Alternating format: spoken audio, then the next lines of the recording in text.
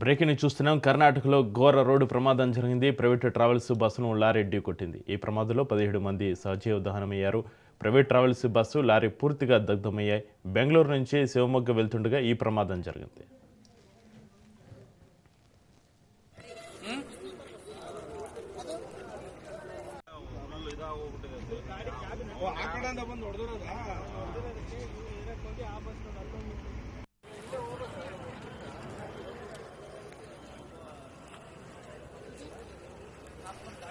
ಸತ್ತೋಗಿದ್ದಾರೆ.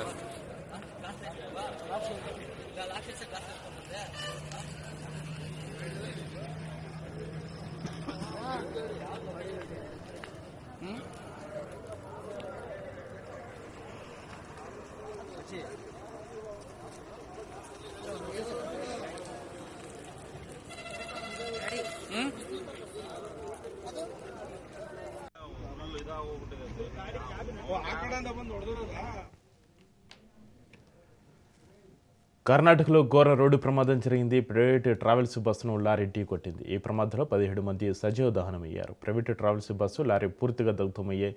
బెంగళూరు నుంచి శివమొగ్గ వెళ్తుండగా ఈ ప్రమాదం జరిగింది.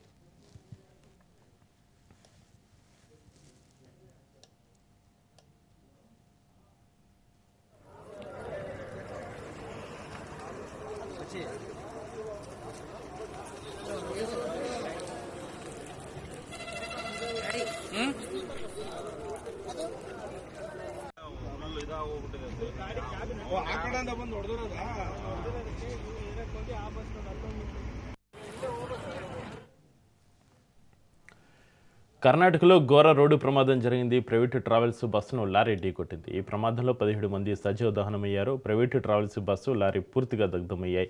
బెంగళూరు నుంచి శివమొగ్గ వెళ్తుండగా ఈ ప్రమాదం జరిగింది. ఇక ఈ ఘటనకు సంబంధించి మరింత సమాచారాన్ని మా క్రైమ్ బ్యూరో చీఫ్ మధు ఫోన్లైన్లో అందిస్తారు. మధు, కర్ణాటకలో ఘోర రోడ్డు ప్రమాదం చోటు చేసుకుంది. ప్రైవేటు ట్రావెల్స్ బస్సును లారీ ఢీకొట్టింది. ఈ ప్రమాదంలో 17 మంది సజీవ దహనమయ్యారు. ఈ ఘటనకు సంబంధించి మీ దగ్గర ఉన్న అప్డేట్స్ ఏంటి మధు?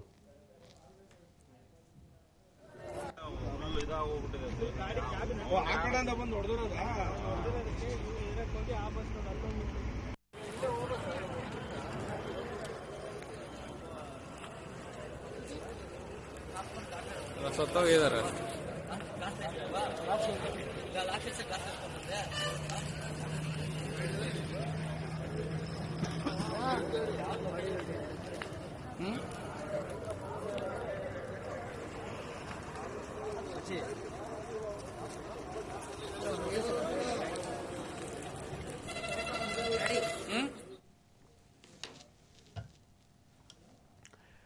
కర్ణాటకలో ఘోర రోడ్డు ప్రమాదానికి సంబంధించి మరింత సమాచారాన్ని మా క్రైమ్ బ్యూరో చీఫ్ మధు ఫోన్లైన్లో అందిస్తారు. మధు, కర్ణాటకలో ఘోర రోడ్డు ప్రమాదం చోటు చేసుకుంది. ప్రైవేటు ట్రావెల్స్ బస్సును లారీ ఢీకొట్టింది. ఈ ప్రమాదంలో 17 మంది సజీవ దహనమయ్యారు. ఈ ఘటనకు సంబంధించి మీ దగ్గర ఉన్న అప్డేట్స్ ఏంటి మధు? వేగంగా వెళ్తున్నటువంటి బస్సు ఏదైతే ఉందో ఆ వేగంగా వెళ్తున్నటువంటి బస్సు ఒక్కసారిగా ఎదురుగా ఉన్నటువంటి లారీని ఢీకొనడంతో ఈ ప్రమాదం అయితే చోటు చేసుకుంది. మొత్తం బస్సు లోపల 32 మంది అయితే ఉన్నారు. 32 మందిలో కొంతమంది తప్పించుకున్నారు. మిగిలిన 17 మంది ఎవరైతే ఉన్నారో ఆ 17 మంది ఎటు వెళ్ళలేక బస్సు లోపలే చిక్కుకొని ప్రాణాలు అయితే కోల్పోవడం జరిగింది. ఇది శివమొగ్గ అంటే ప్రైవేట్ ట్రావెల్స్ బస్సు. ఇది కర్ణాటక నుంచి శివమొగ్గ వెళ్తున్నటువంటి సమయంలో ఈ ప్రమాదం అయితే చోటు చేసుకుంది. అయితే అర్ధరాత్రి 2 గంటల సమయంలో ఈ ప్రమాదం చోటు చేసుకుంది. అయితే బస్సు వెళ్తున్నటువంటి క్రమంలో బస్సు లోపల ఉన్నటువంటి ప్రయాణికులంతా కూడా నిద్రమత్తులో ఉన్న సమయంలో ఈ ప్రమాదం అయితే చోటు చేసుకుంది. అయితే కర్ణాటకలో జరిగినటువంటి ప్రమాదానికి సంబంధించి పూర్తి స్థాయిలో ఎంక్వైరీ అయితే మొదలైంది. ప్రమాదానికి గల కారణాలు అతివేగం అని ప్రాథమికంగా అంచనాకు వచ్చినప్పటికీ కానీ ఇక్కడ ఉన్నటువంటి బస్సు లోపల ఉన్నటువంటి గాయపడిన ప్రయాణికులు ఎవరైతే ఉన్నారో వాళ్ళ నుంచి పోలీసులు సమాచారాన్ని సేకరిస్తున్నారు. ఇప్పటి వరకు మొత్తం 17 మంది సజీవ దహనమైనట్టుగా తెలుస్తుంది. ఇదంతా కూడా ఈ ప్రమాదం అతివేగానికి ప్రధాన కారణంగా తెలుస్తున్న నేపథ్యంలోనే ఎంక్వైరీ మొదలైంది. కాబట్టి ఈ ప్రైవేట్ ట్రావెల్స్ బస్సు తరచుగా ఇటువంటి ప్రమాదాలకు గురవుతూ ఉండడము, ఈ ప్రైవేట్ ట్రావెల్స్ బస్సు ఏదైతుందో ఇది ఒక్కటే కాదు, గతంలో కూడా మనం చూసాము. బార్డర్ లో కూడా తెలంగాణలో బార్డర్ లో కూడా జరిగినటువంటి ప్రైవేట్ ట్రావెల్స్ బస్సు కావచ్చు, ఏపీలో జరిగినటువంటి బస్సు ప్రమాదం కావచ్చు, వీటన్నిటికీ కూడా అతివేగమే ప్రధాన కారణంగా కనిపిస్తున్న నేపథ్యంలోనే ఇప్పుడు కూడా ఈ కర్ణాటకలో జరిగినటువంటి బస్సు ప్రమాదానికి కూడా అతివేగంగానే రీజన్ గా తెలుస్తుంది. అయితే కొంతమంది బస్సు లోపల ఉన్నటువంటి ప్రత్యక్ష సాక్షులు ప్రయాణికులు ఎవరైతున్నారో వాళ్ళు ఇచ్చినటువంటి ఇన్ఫర్మేషన్ ప్రకారము బస్సు వెళ్తున్న సమయంలో చాలా వేగంగా వెళ్తున్న సమయంలో లోపల ఉన్న వారందరం కూడా ప్రయాణికులందరం కూడా ఫుల్ నిద్రమత్తులో ఉన్నాం. అయితే ఒక్కసారిగా భారీ శబ్దం రావడంతో లోపలే మంటలు ఒకసారిగా చెలరేగాయి. అలా చెలరేగినటువంటి మంటలతో కొంతమంది మేము తప్పించుకోగలిగాము. మిగిలినటువంటి వారు తప్పించుకోలేక లోపలే సజీవ దహనమయ్యారు అనేటటువంటి సమాచారాన్ని అయితే పోలీసులకు ఇచ్చారు. గాయపడినటువంటి వారందరినీ కూడా స్థానిక ఆసుపత్రులకు తరలించడం అయితే జరిగింది. ఇప్పుడు సిచ్యువేషన్ కంట్రోల్ తీసుకున్నటువంటి పోలీసులు ప్రమాదానికి గల కారణాలను అయితే వివరాలు ఆరాధిస్తున్నట్టు. అయితే మధు, ఈ మధ్యకాలంలో బస్సు ప్రమాదాలు ఎక్కువగా జరుగుతున్నాయి. ముఖ్యంగా ప్రైవేటు ట్రావెల్స్ బస్సులు ప్రమాదానికి గురైన ప్రతిసారి కూడా ప్రాణ నష్టం భారీగా ఉంటుంది. ఈ ప్రమాదాలకు లారీలు కూడా ఒక కారణం అవుతున్నాయి నేషనల్ హైవేస్ పైన. అయితే నేషనల్ హైవే పైన ఫిట్నెస్ తనిఖీలు ఏ విధంగా కొనసాగుతున్నాయి? ఇలాంటి ప్రమాదాలు జరిగినప్పుడే తనిఖీలు కొనసాగుతున్నాయా, లేదంటే నిత్యం తనిఖీలు జరుగుతున్నాయా? ఏంటి పరిస్థితి మధు? అంటే రాత్రి సమయాల్లో అంటే నైట్ మిడ్ నైట్ సమయాలలో ఒకటి మెయిన్ గా నిద్రమత్తు ఉంటుంది. అండ్ మోర్ ఓవర్ మార్నింగ్ కల్లా గమ్యస్థానానికి చేరుకోవాలి అనేటటువంటి ఒకటి ఉంటుంది. సో వీటి నేపథ్యంలోనే అటు ట్రావెల్స్ బస్సులు అయినా సరే, ఇటు లారీలు అయినా సరే వేగంగా వెళ్తూ ఉంటాయి. వేగంగా వెళ్ళేటటువంటి రీజన్స్ అందులోనూ చీకటి సమయంలోనూ చలికాలంలో చూసుకుంటే అదంతా కూడా పూర్తిగా కూడా విజిబిలిటీ అనేది చాలా తక్కువగా ఉంటుంది. ఆ విజిబిలిటీ తక్కువగా ఉన్న సమయంలో ప్రయాణం అనేది చాలా డేంజరస్. సో ఇప్పుడు అర్ధరాత్రులు జరిగేటటువంటి ప్రయాణాలు కూడా నిద్రమత్తు ఉంటుంది. దానితో వేగం కూడా కలిసి రావడంతో ఇటువంటి ప్రమాదాలకే ప్రధాన కారణంగా చెప్పవచ్చు. ఇప్పుడు జరిగినటువంటి ఈ ప్రమాదంలో కూడా 17 మంది ప్రాణాలు కోల్పోయారంటే ఖచ్చితంగా కూడా ఒకటి మార్నింగ్ వరకు కూడా గమ్యస్థానానికి చేరుకోవాలి అనుకునేటటువంటి ఒక టార్గెట్ ఉండడం ద్వారానే ఇటువంటి ప్రమాదాలు జరుగుతున్నాయి. ఇప్పుడు జరిగినటువంటి కర్ణాటకలో 17 మంది ప్రాణాలు కోల్పోవడానికి కూడా ప్రధాన కారణం ఇటువంటి రీజన్సే కనిపిస్తున్నాయి. అయితే మధు, ఇంత భారీ మొత్తంలో మంటలు చెలరేగడానికి కారణం ఏంటి మధు? అంటే బస్సు లోపల ఉండేటటువంటి బస్సులు ఎప్పుడైనా సరే ఓల్వా సర్వీసెస్ ఎలా ఉంటాయంటే వాటిలో ఎన్ని జాగ్రత్తలు తీసుకున్నా సరే ఆ బ్లాస్టింగ్ జరిగిన తర్వాత లోపల మండేటటువంటి స్వభావం ఉండేటటువంటి సీట్లు కావచ్చు, లేకపోతే బస్సు లోపల ఉన్నటువంటి ఎక్విప్మెంట్ కావచ్చు, ఇవన్నీ కూడా వెంటనే మంటలు చెలరేగుతాయి. ఆ మంటలు వెంటనే చెలరేగినప్పుడు ఇక ఎటు తప్పించుకోలేరు. ఇరుకు సందులు అనే విధంగా కూడా ఓల్వా బస్సుల్లో కావచ్చు, లేకపోతే ప్రైవేట్ ట్రావెల్స్ ఏసీ సర్వీసెస్ వాటిలో తీసుకుంటే వాటిలో ప్రయాణికులు వెళ్ళడానికి రావడానికి ఒకటే చిన్న స్పేస్ ఉంటుంది. ఆ చిన్న స్పేస్ లో నుంచి వెళ్లి రావాలంటే చాలా కష్టకరమైనటువంటి పని. సో ఈ నేపథ్యంలోనే వాటన్నిటి కూడా స్ట్రక్చర్ అంతా కూడా పూర్తిగా ప్రైవేట్ బస్సుల స్ట్రక్చర్ అంతా కూడా ఇరుకుగా ఉండడం ద్వారానే ఇటువంటి ప్రమాదాలు జరిగినప్పుడు లోపల ఉన్నటువంటి ప్రయాణికులు తప్పించుకోలేని పరిస్థితిలో ఉంటారు. కాబట్టి ఇప్పుడు జరిగిన ఈ ప్రమాదంలో కూడా సేమ్ వాళ్ళందరూ కూడా 17 మంది సజీవ దహనం అయ్యారంటే లోపల చిక్కుకొని ఇంకా ఊపిరాడక చాలా మంది అయితే ప్రాణాలు కోల్పోయారు. మిగిలినటువంటి వారందరూ కూడా కాస్త జాగ్రత్తగానే లోపల నుంచి తప్పించుకునే ప్రయత్నం అయితే చేశారు. 32 మందిలో 17 మంది చనిపోయారంటే ఖచ్చితంగా ఇది అతిపెద్ద భారీ ప్రమాదంగానే చూడాలి. మధు, ప్రమాదం నుంచి బయటపడే వారి పరిస్థితి ఏ విధంగా ఉంది? అక్కడ సాయచర్యలు ఏ విధంగా కొనసాగుతున్నాయి మధు? ప్రస్తుతం ఉన్నటువంటి గాయపడినటువంటి వారు ఎవరైతే ఉన్నారో వాళ్ళందరినీ కూడా స్థానిక హాస్పిటల్కి అయితే తరలించారు. ప్రైవేట్ హాస్పిటల్ ట్రీట్మెంట్ అయితే అందిస్తున్నటువంటి నేపథ్యంలో ఉంది. రైతు వాటన్నిటికీ కాబట్టి ప్రమాదం గల డ్రైవర్ ఎవరైతే ఉన్నారో ఆ డ్రైవర్ గురించి కూడా అందులోపల ఉన్నటువంటి ప్రయాణికులు ఇచ్చేటటువంటి సమాచారము, దానికి సంబంధించిన వివరాలు వాటన్నిటిని కూడా ఆరా తీస్తేనే ఈ వాట్ అనేది ఒక క్లారిటీ వచ్చే అవకాశం ఉంది. కానీ ఇప్పటి వరకు మాత్రం ప్రమాదానికి అతివేగం అనేది ఒకవైపు తెలుసుకున్నప్పటికీ కానీ ఇందులో బస్సు డ్రైవర్ది తప్ప లేకపోతే లారీ డ్రైవర్ ఎవరైతే ఉన్నారో ఆ లారీ డ్రైవర్ది తప్ప ఆ రెండింటి మధ్యన వ్యవహారం ఉంది. కాబట్టి వారిద్దరూ అతివేగంగా రావడం ద్వారానే ఒక్కసారిగా ఢీకొన్న తర్వాత ఈ ప్రమాదం సంభవించింది. కాబట్టి ఈ ప్రమాదం లోపల ఉన్నటువంటి రీజన్స్ ఏంటి అనేది మాత్రం ఇంకా కర్ణాటక పోలీసులు పూర్తి స్థాయి విచారణ జరిపి ఆ తర్వాత రీజన్స్ అయితే బయట చెప్పే అవకాశం ఉంది. Right, thank you Madhu.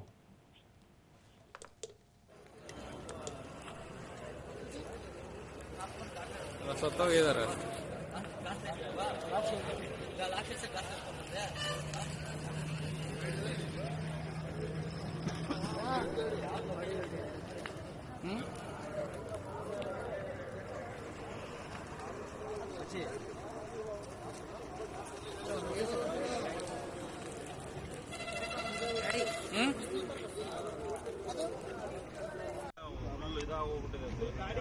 ಆ ಕಡೆಯಿಂದ ಬಂದು ಹೊಡೆದಿರೋದ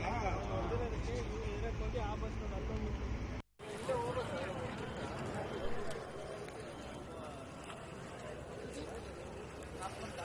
स्वतः गेदारा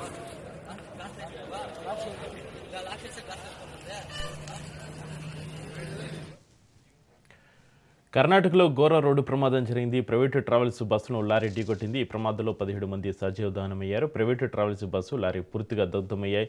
బెంగళూరు నుంచి శివమొగ్గ వెళ్తుండగా ఈ ప్రమాదం జరిగింది. ఈ ఘటన సంబంధించి మరింత సమాచారాన్ని మా ప్రతినిధి సురేష్ ఫోన్లైన్లో అందిస్తారు. సురేష్, దేశంలో మరోసారి ఘోర రోడ్డు ప్రమాదం చెప్పుకోవచ్చు. కర్ణాటకలోని ఓ ప్రైవేట్ ట్రావెల్స్ బస్సు ప్రమాదానికి గురైంది. బెంగళూరు నుంచి శివమొగ్గ వెళ్తున్న ప్రైవేట్ ట్రావెల్ బస్సు లారీ ఢీకొనడంతో బస్సులోని పూర్తిగా మంటలు చెలరడంతో అక్కడికక్కడే 17 మంది సజీవ దహనమైనట్టుగా సమాచారం అయితే ఉంది. మృతుల సంఖ్య పెరిగే అవకాశం ఉందని అక్కడ స్థానికులు చెప్తున్నారు. మరోవైపు సమాచారం అందుకున్న వెంటనే స్థానిక పోలీసు అధికారులు మంటలార్పేందుకు తీవ్రంగా ప్రయత్నం చేస్తున్నారు. పూర్తిగా ఈ బస్సు శివమొగ్గ ప్రాంతం నుంచి వెళ్లే ప్రమాదంలో ఈ ప్రమాదం చోటు చేస్తుందని చెప్పుకోవాలి. అయితే పూర్తి స్థాయిలో దీని మీద దర్యాప్తు కూడా జరుగుతుంది. ఎందుకంటే పూర్తిగా బస్సులో ఉన్న వారు ఎంతమంది ప్రయాణించారు, మొత్తం ఎంతమంది ఉన్నారనే విషయం మీద కర్ణాటక పోలీసులు దర్యాప్తు చేస్తున్నారు. మరోవైపు ఎందుకు ప్రమాదం జరిగింది, లారీ ట్యాంక్ అడ్డంగా నిలబడిందా అన్న విషయాన్ని కూడా పోలీసులు ధృవీకరించాల్సి ఉంది. దాదాపు పూర్తిగా ఇప్పటి వరకు కూడా ప్రమాదం చనిపోయే సంఖ్య పెరిగే అవకాశం కూడా తెలుస్తుంది.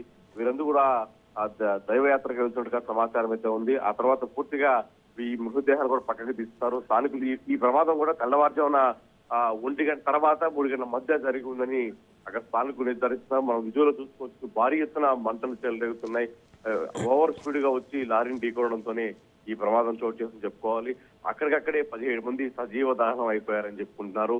పూర్తిగా మృతుల సంఖ్య కూడా పెరిగే అవకాశం ఉంది. వెంటనే స్థానిక పోలీసులు బెంగళూరు సంబంధించిన పూర్తిగా వైద్య శాఖ అధికారులకు స్పందించి అగ్నిమాపక సిబ్బంది కూడా సంఘటన చేరుకొని మంటలు ఆపే ప్రయత్నం చేస్తున్నారు. చక్రి సురేష్, ఈ బస్సు ప్రమాదంలో ప్రయాణిస్తున్న మృతి చెందిన వారి వివరాలు ఏమైనా తెలిసాయా? ఈ ప్రైవేట్ ట్రావెల్స్ సంబంధించి పూర్తిగా పోలీస్ శాఖ కూడా అప్రమత్తమైంది. ఆ సంబంధించిన ప్రైవేట్ ట్రావెల్ సంబంధించి వారిని విచారిస్తున్నారు. ఈ బస్సు పూర్తిగా బెంగళూరు నుంచి గోకర్ణ వెళ్తున్నట్టుగా సమాచారం ఉంది.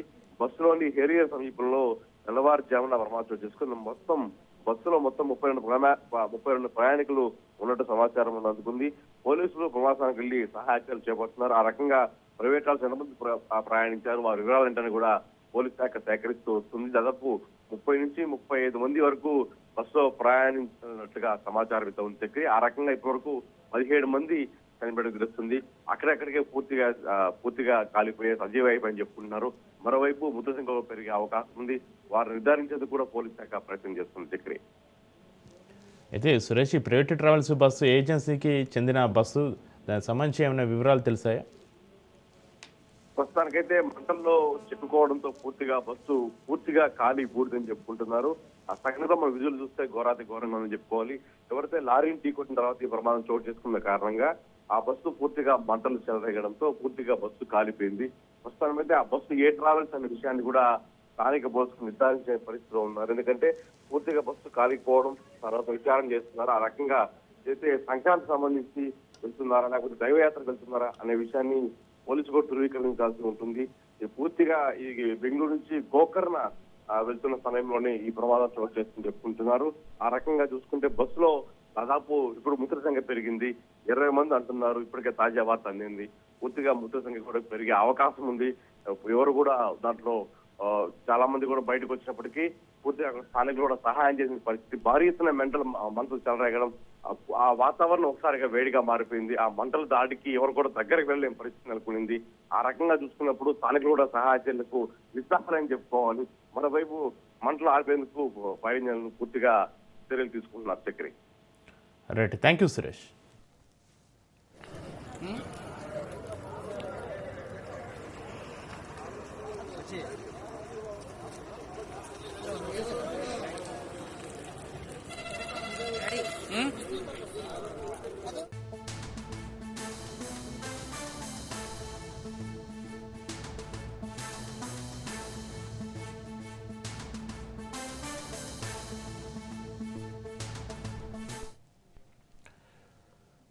తమిళనాడులో ఘోర రోడ్డు ప్రమాదం సంభవించింది. టైరు పేలి 2 వాహనాలను ఢీకొట్టింది బస్సు. ప్రమాదంలో 9 మంది మృతి చెందగా పలువురికి తీవ్ర గాయాలయ్యాయి.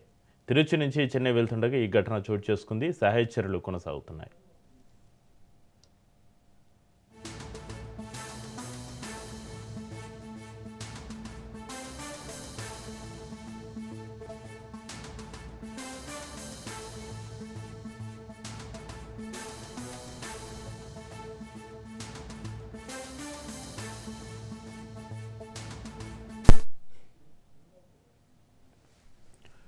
మరో బ్రేక్ ని చూస్తున్నాం. తమిళనాడులో ఘోర రోడ్డు ప్రమాదం సంభవించింది. టైరు పేలి 2 వాహనాలను ఢీకొట్టింది. బస్సు ప్రమాదంలో 9 మంది మృతి చెందగా పలువురికి తీవ్ర గాయాలయ్యాయి. తిరుచి నుంచి చెన్నై వెళ్తుండగా ఈ ఘటన చోటు చేసుకుంది. సహాయ చర్యలు కొనసాగుతున్నాయి.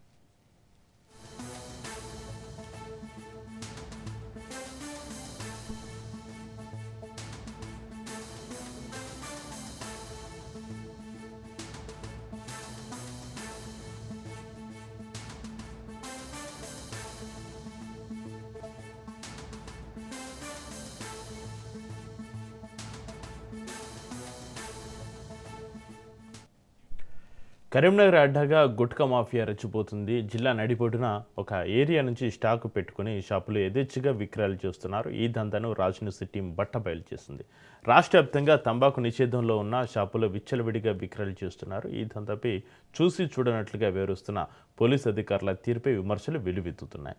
ప్రజల ప్రాణాలతోటి చెలగాటమాడుతున్న మత్తు మాఫియాదారులపైన చర్యలు తీసుకోవాలని స్థానికులు డిమాండ్ చేస్తున్నారు. ఇక ఇదే అంశానికి సంబంధించి మరింత సమాచారాన్ని కరీంనగర్ నుంచి మా ప్రతినిధి రవీందర్ అందిస్తారు. కరీంనగర్ ఉమ్మడి జిల్లా వ్యాప్తంగా అంబార్ యథేచ్ఛగా కొనసాగుతున్న పరిస్థితి కనబడుతుంది. పోలీస్ యంత్రాంగం గత 6 నెలల క్రితం కూడా ఒక లోడ్ పట్టుకుంటే దాదాపు 6 కోట్ల మాల్ను కూడా పట్టుకొని దాన్ని సీజ్ చేయడం జరిగింది. లేట్గా దానిపైన కేసులు అయితే నమోదు చేయడం జరిగింది. కానీ ఆ అంబార్ ప్యాకెట్లు అయితే ఇప్పుడు యథేచ్ఛగా కొనసాగుతున్న పరిస్థితి కనబడుతుంది. కరీంనగర్ జిల్లా వ్యాప్తంగా ఇక్కడ నుంచి వెళ్ళి అదేవిధంగా ఆదిలాబాద్ అదేవిధంగా జన్నారం ఆ ప్రాంతం నుంచి వెళ్ళి వీళ్ళకు సప్లై అవుతుంది. రోజువారీగా దాదాపు ఒక వారం రోజుల నుంచి వెళ్ళి ఇదే విధిగా అక్కడ నుంచి వెళ్ళి సప్లై అవుతున్న పరిస్థితి అయితే కనబడుతుందని చెప్పవచ్చు. నెలల కొద్ది కూడా అదేవిధంగా అంబార్ ప్యాకెట్లను అమ్ముతూ గంజి అడ్డాగా మారిన పరిస్థితి అయితే చెప్పవచ్చు. హోల్సేల్ షాపులు కూడా వెళ్ళడంతో ప్రతి ఒక్కరు ఇక్కడ వచ్చి కొనుక్కపోతున్న పరిస్థితి కనబడుతుంది. ఎందుకంటే అంబార్ అనేది రాష్ట్ర వ్యాప్తంగా బ్యాన్ అయిన పరిస్థితి అయినప్పటికీ కూడా ఒకవైపు షాపులలో యథేచ్ఛగా అమ్ముతున్నారు. ఇక్కడ నుంచి వెళ్ళి హోల్సేల్గా తీసుకువెళ్తున్న పరిస్థితి కనబడుతుంది. ఆ అంబార్ తింటే మాత్రం హెల్త్ ఇష్యూస్ కంపల్సరీ వస్తాయి. ఎందుకంటే క్యాన్సర్ రోగాన బారిన పడి చాలా వరకు ప్రజలైతే దీనికి మరణించే పరిస్థితి కనబడుతుంది. కానీ ఆ అంబార్ యథేచ్ఛగా కొనసాగుతున్న పరిస్థితి కనబడుతుంది. అదేవిధంగా కరీంనగర్ అడ్డాగా గంజే అడ్డాగా మారిన పరిస్థితి. మనతో పాటు కొంతమంది స్థానికులు ఉన్నారు, వాళ్ళని అడిగి తెలుసుకునే ప్రయత్నం చేద్దాం. చెప్పండి సార్, ఒకవైపు చూసుకున్నాం మనం తెలంగాణ వ్యాప్తంగా అంబార్ ప్యాకెట్లను అయితే బ్యాన్ చేయాలని చెప్పడం జరిగింది. గుట్కా ఇప్పటివరకే బ్యాన్ అయింది. అయితే అంబార్ బ్యాన్ అయినప్పటికీ కూడా ఇక్కడ యథేచ్ఛగా అమ్ముతున్న పరిస్థితులు కనబడుతున్నాయి. దీన్ని ఏ విధంగా చూడొచ్చు అంటారు? ఇక్కడ పోలీస్ శాఖ ఏం చేస్తుందంటారు? కనీసం వీళ్ళకు ట్రేడ్ లైసెన్స్కి సంబంధించింది కూడా ఉన్నటువంటి పరిస్థితి కనిపిస్తలేదు. కనీసం షాప్ల పేర్లు కూడా లేవు. అసలు వీళ్ళకి ట్రేడ్ లైసెన్స్ ఉందా లేదా అన్న అనుమానం కూడా కలుగుతుంది. వీళ్ళను మరి పోలీస్ శాఖ కానీ లేకపోతే సంబంధిత ఫుడ్ ఇన్స్పెక్టర్లు కానీ వీళ్ళు ఏం చేస్తున్నట్టు అర్థం కాదు. ఒక వైపు ఏమో ఇది నిషేధితం అని చెప్పేసి చెప్తూ దీన్ని చాటుమాటుగా అమ్ముతున్నారు. 5 రూపాయల ప్యాకెట్కి ఇలా 35 రూపాయలు అమ్మేటువంటి పరిస్థితి చూస్తున్నాము. ఒక సిండికేట్గా మారిపోయిన్లు. కరీంనగర్ అడ్డా చేసుకొని ఒక 40 నుంచి 50 మంది వ్యాపారులు ఇదే పనిగా మొత్తం అంతర్రాష్ట్రాల నుంచి తీసుకురావడం, ఇక్కడ నుంచి పంపడం పెద్ద ఎత్తున జరుగుతూ ఉంది. అప్పుడప్పుడు కంటితుడుపు చర్యగా పోలీస్ అధికారులు, టాస్క్ ఫోర్స్ అధికారులు, మిగతా వాళ్ళందరూ కూడా అప్పుడప్పుడు సంవత్సరానికి ఒకటో 6 నెలలకు ఒకటో అట్లా ఆ పద్ధతిలో ఏదో కేసు నామమాత్రంగా చేస్తున్నట్టు మొత్తం సమూలంగా ఈ మొత్తము అంబార్ను నిషేధించేటువంటి పరిస్థితిలో లేదని చెప్పవచ్చు. ఈ అనేక ఆరోపణలు కూడా ఉన్నాయి. ఈ సంబంధిత అధికారులు కూడా పెద్ద ఎత్తున డబ్బులు తీసుకొని వదిలేస్తున్నారనే కూడా ఆరోపణలు కూడా పెద్ద ఎత్తున కూడా వినవచ్చినాయి. ఇప్పటికీ యథేచ్ఛగా కోట్ల రూపాయల వ్యాపారం నడుస్తూ ఉంది. అయినప్పటికీ అధికారులు పట్టించుకోవడం లేదు. ఇది ప్రజల ప్రాణాలకు హానికరం అని చెప్పేసి, ఇది క్యాన్సర్ కారకం అని చెప్పేసి ఒకవైపు పెద్ద ఎత్తున ప్రభుత్వం ప్రకటనలు ఇస్తున్నది. కానీ దీన్ని ఆపడంలో ప్రభుత్వంలో అధికార యంత్రాంగం ఎందుకు పనిచేయడం లేదని చెప్పి సామాన్యుడు కూడా ఎదురయ్యేటువంటి ప్రశ్న. కాబట్టి దీన్ని ఆసరాగా చేసుకొని పెద్ద ఎత్తున కోట్లు సంపాదించేటువంటి కనీసం బోర్డులు కూడా రాసుకోలేనటువంటి పరిస్థితి, దుకాణం పేరు రాసుకోలేనటువంటి పరిస్థితి షాపులు పెట్టి అమ్ముతున్నారు. అసలు ట్రేడ్ లైసెన్స్ ఉందా? ఆ ట్రేడ్ లైసెన్స్ లేకపోతే ఆ ట్రేడ్ లైసెన్స్ లేని వాళ్ళందరి మీద క్రిమినల్ యాక్ట్ చర్యలు తీసుకోవాల్సిన అవసరం కూడా ఉంటుంది. నిషేధితం కాబట్టి వాటిని అమ్మడంలో కూడా క్రిమినల్ యాక్ట్ తీసుకోవాల్సిన అవసరం ఉంది. ప్రజల ప్రాణాలకు సంబంధించి ప్రభుత్వాలు బాధ్యత వహించరా? ప్రజల ప్రాణాలు గాల్లో కలిసిపోయినా పర్వాలేదా? వాళ్ళు ఎక్కడైనా సంపాదించుకొని ఏమన్నా కానీ వ్యాపారులు 3 పువ్వులు 6 కాయలుగా కోట్ల రూపాయలు సంపాదించుకొని అన్నట్టు ఈ ప్రభుత్వం అధికారులు చూస్తున్నారా? ప్రజల ప్రాణాలకే రక్షణ కల్పించలేని ఈ ప్రభుత్వాలు దేనికి ఉన్నట్టుగా? అందుకోసం అని చెప్పి దీని మీద సమగ్రమైనటువంటి లోతైనటువంటి అధ్యయనం చేయాలి. అట్లాగే ఎక్కడెక్కడ ఈ నిషేధితమైనటువంటి అంబార్ ప్యాకెట్లు, గుట్కా ప్యాకెట్లు, కైని కానీ గంజా కానీ అమ్ముతున్నటువంటి ఉక్కుపాదం మోపాల్సినటువంటి అవసరం ఉంది. పోలీసులు ఆ రకమైనటువంటి చర్యలు తీసుకోవాలని చెప్పేసి మేము కోరుతున్నాం. అంబారు ప్యాకెట్లను నిషేధించినప్పటికీ కూడా గంజి అడ్డాగా ఒకవైపు హోల్సేల్ షాపులు వెలువడం జరిగింది. ఇక్కడ నుంచే విక్రయాలు జరుగుతున్నాయి. పోలీస్ యంత్రాంగం దీనిపైన దృష్టి సారించి దీన్ని నివారించే దిశగా వెళ్ళాలి. అదేవిధంగా ఫుడ్ సంబంధించిన ఇన్స్పెక్టర్స్ అయితే దీనిపైన చర్యలు తీసుకునే దిశగా వెళ్ళాలని స్థానికులు కోరుతున్న పరిస్థితి అయితే కనబడుతుందని చెప్పొచ్చు. కెమెరా పర్సన్ కిషోర్తో కలిసి రవీందర్, రాజ్ న్యూస్, కరీంనగర్ జిల్లా గంజి అడ్డా నుంచి. అది మాకు తెలియదు. మేము పంజాబ్ బంద్ చేస్తాం, మాకు అవసరం లేదు. పంజాబ్ బంద్ చేస్తాం, మాకు అవసరం లేదు. అమ్ముడు అవసరం లేదు. ఇప్పుడు గంజి 2 షాపులు ఉన్నాయి, అన్ని షాపులు అదే మాకు తెలియదు. आएगा सबका वॉइस आएगा ठीक है. हाँ बंद करो तो बंद कर दे. तुम हमारे क्या करने के पूरा 5 छापे रिकॉर्ड करना करेक्ट नहीं है ना. प्रतीक అది కాదు నా. ఇక 5 छापे కూడా అలాగే లేదు అమ్మమన్నారు మరి వచ్చి రికార్డ్ చేసి పోలీసు వెళ్ళిపోవచ్చు. పోలీసులకు తెలియదు అమ్ముతారని. అది కాదు నా. 5 షాపులు కూడా ఇవ్వరు. 5 షాపులు కూడా అంటారు కదా, ప్రజల ఆరోగ్యం దెబ్బతింటానంటే 5 షాపులు కూడా తిస్తారు కదంట కదా. 5 షాపులు కూడా నడిపి అందరూ కూడా రావాలి. సిగరెట్ అనేది కూడా రావద్దు. మరి ఎట్లా అంటే అప్పుడు మరి సిగరెట్ అనేది టొబాకో అదే అన్న మీకు తెలిసింది కదా. నేను చెప్తున్నా టొబాకో ప్రొడక్ట్స్ బ్యాన్ అన్నప్పుడు సిగరెట్ ఐటీసీ పోవాలి. ఫస్ట్ ఐటీసీకి పోయి ఐటీసీ బంద్ అవ్వాలి.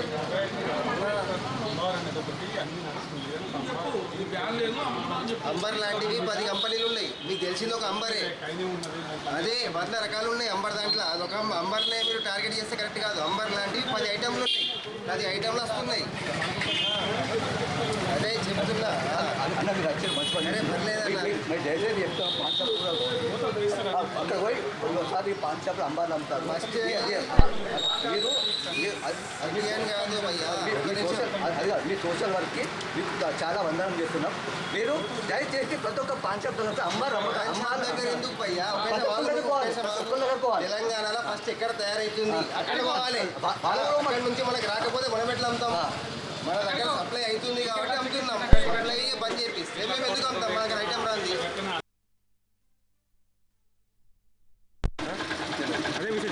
అది మాకు తెలియదు. మేము పంజాబ్ బంద్ చేస్తాం, మాకు అవసరం లేదు.